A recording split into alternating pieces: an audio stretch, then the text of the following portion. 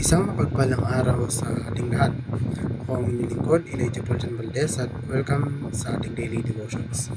Ang ating verse for the day nasa 1 chapter 1 verse 1 to 3. Sinasabi dito na, nang pasimula ay naroon na ang salita.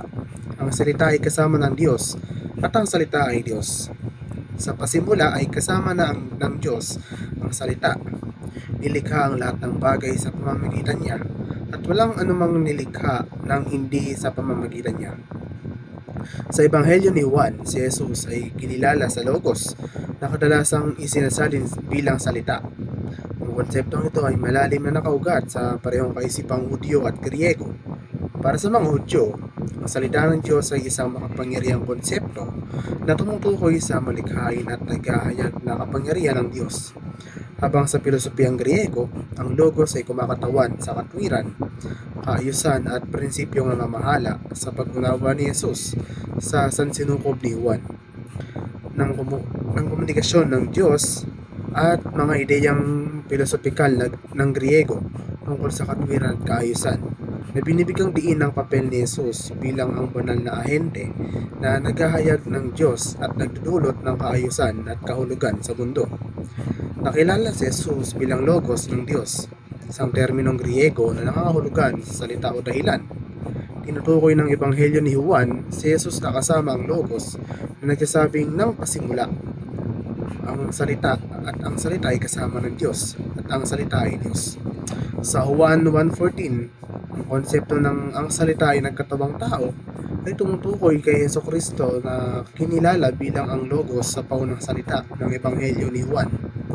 Ang talatang ito ay nagpapahiwatig na ang walang hanggan, pre-existent na banal na salita na kasama ng Diyos at naging Diyos ay nagkatawang tao at naging isang nasasalat, pisikal na nilalang sa katauhan ni Jesus.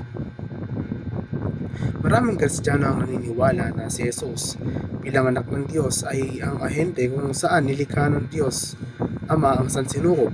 Ang pagkaunawang ito ay sinusuportahan ng iba't ibang mga talata sa Biblia, lalo na sa Ebanghelyo ni Juan at sa mga liham ni Pablo. Upang matugunan ang pinakamalalim na pagnanais ng iyong puso, tumuon sa pag-alay ng iyong mga aksyon, sa iyong mga pangunahing halaga at paglinang ng panloob ng kapayapaan. Kasama dito ang pagmumuni-muni sa sarili upang maunawaan kung ano ang tunay na mahalaga sa iyo at pagkatapos ay paggawa ng mga pagpipilian na sumasalamin sa mga pagpapahalagang iyon. Maaaring kasama sa prosesong ito ang pagpapaalam sa panlabas na pagpapatunay at pagyakap sa isang mas malalim na koneksyon sa iyong sarili at sa iyong layunin.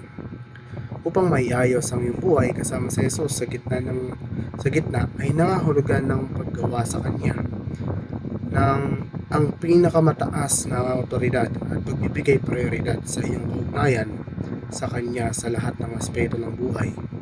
Kabilang dito ang pagkilala sa Kanyang pagkapanginoon, paghahanap sa Kanyang patnubay at pagpapahintulot sa Kanyang mga turo na hubugin ang iyong mga iniisip, kilos at mga desisyon.